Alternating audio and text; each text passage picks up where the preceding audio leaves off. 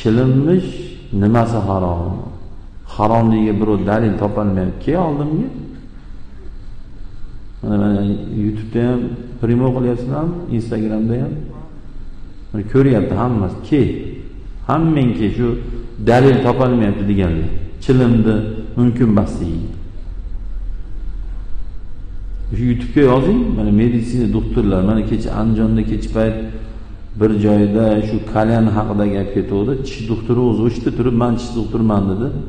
Kalyan vashya insonga zararli. Turgan bitgani zararli. Kerak bo'lsa sigaretdan yomon zararli. Ko'ryapsiz? Alloh Qur'oni Karimda aytadiki, ikkita oyat borda, "Vala taqtulu anfusakum" deydi. Astagfirullah.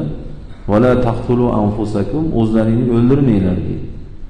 Boshqa bir oyatda aytadiki, "Astagfirullah vala tulqu bi aydikum ila tahlukati" deydi. O'zlaringni halokatga tashlamanglar deydi.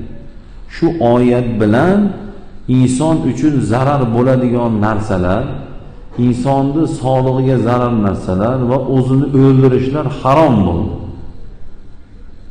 Harom bo'ldi. Sog'lig'ingga zarar deb yozib pachkasi chiqargan narsa nima degani? Sog'liqqa zarar degani sen o'limingga sabab degani.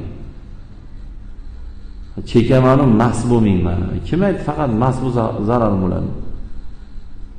Chekishlikni zararni pachkasiga o'zi yozib qo'ydimi?